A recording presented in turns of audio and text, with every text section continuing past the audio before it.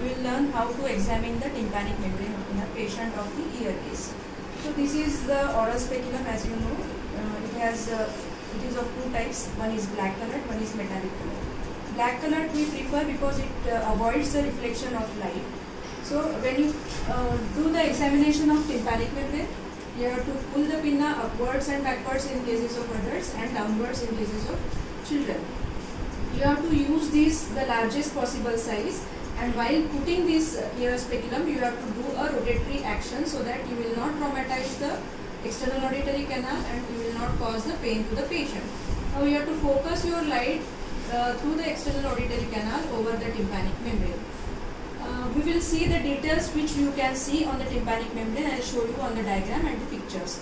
Next thing, first is you have to examine for the color of the tympanic membrane. Normally it is pearly white in color and semi-translucent. If it is red in color, then it is seen in condition called as acute suppurative otitis media. Bluish colored tympanic membrane is seen in SOM, that is serous otitis media, and hemotympanum. Then you have to look for if you see the white plaques over the tympanic membrane, it is due to the condition called as tympanosclerosis or meningosclerosis. Next thing is you have to test for you have to see whether there is any perforation over the tympanic membrane or it is intact. Tympanic membrane has two parts, pars flaccida and pars tensa. So you should look for the perforation whether it is in the pars tensa or pars flaccida. I will demonstrate it on paper and on the diagrams, which will help you to tell which is central perforation and which is marginal perforation.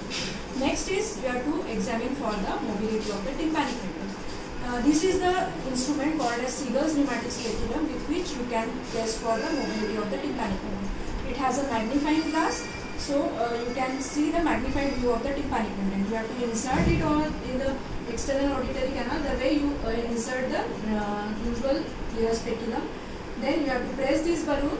It will, with the pressing of the balloon, air will go inside, and with the release of the balloon, the negative pressure will be created in the external auditory canal. That means air will be sucked from the external auditory canal. With this pressing and releasing of this balloon, you can see the mobility of the tympanic membrane. Normally, normal tympanic membrane is mobile. When there is decreased mobility of the tympanic membrane or hypomobile tympanic membrane, that means there is something in the middle ear cavity, like fluid in the middle ear cavity or blood in the middle ear cavity, or the tympanic membrane is adhered to the promontory. The condition in which the tympanic membrane becomes hypermobile is in cases of free tympanic membrane or the atrophic tympanic membrane. Okay. So this is how you have to test for the tympanic membrane. Now let us see how the tympanic membrane is to be. You have to examine the tympanic membrane, how it looks like, and how you can identify the pars tensa and pars flaccida. So these are the features of normal tympanic membrane.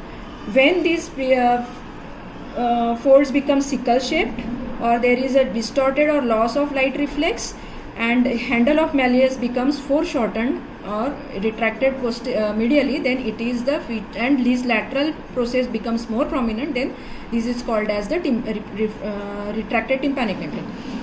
So these are the what you have to see for the tympanic membrane. Now how to divide the tympanic membrane in four quadrants. This is called as pars flaccida and this is called as pars tensa. You have to draw an imaginary line passing through the handle of malleus and second line perpendicular to this first line passing through umbo. These two imaginary lines divide the pars tensa into four quadrants. This is antero-superior quadrant, antero-inferior quadrant, posterior-superior quadrant and posterior-inferior quadrant.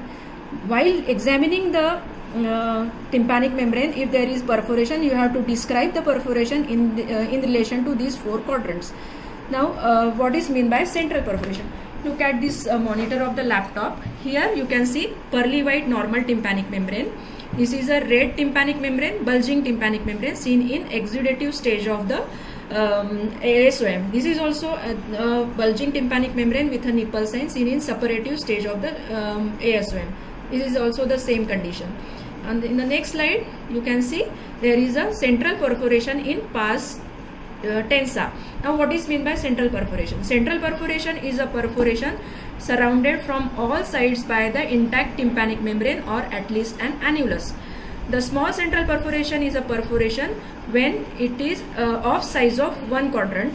When the perforation is of size of 2 quadrants, then it is moderate size perforation. The perforation which is occupying 3 quadrants or more, then it is called as large perforation. A largest possible perforation in the pars tensa which is surrounded at least by a intact annulus, it is called as the subtotal perforation. If it is more than that, that means annulus is also eroded, then it is called as total perforation. In this case, you can see a perforation in the attic. This condition is unsafe CSOM, while these 3 perforations which are central perforations are to be labeled as the safe CSOM. What is marginal perforation? A perforation which is surrounded from the 3 sides by a intact tympanic membrane, but from one side there is no tympanic membrane or annulus is also eroded, then it is called as marginal perforation. Okay, so this is about the tympanic membrane perforations. Now when the perforation is large enough, then you can see through the perforation the middle ear cavity. So what you have to examine is the color of the middle ear mucosa. Normally the middle ear mucosa is pink in color. When the condition or CSOM is active or the infection is active, then this middle ear mucosa will become red velveteen. Okay, now if this perforation is larger in size or the perforation is in the posterior, superior and inferior quadrant, then you can see this IS joint, that is incudostapedial joint. If the perforation is extending to the posterior inferior quadrant, then you can see round window niche. If the perforation is also there showing the entero-inferior and entero-superior quadrant, then you can see eustachian tube opening. These all these structures you have to see and label it in your findings. Now this is the handle of malleus. You have to see whether it is intact or eroded. If it is eroded, then you have to notify it in your findings. So this is how you have to examine the tympanic membrane.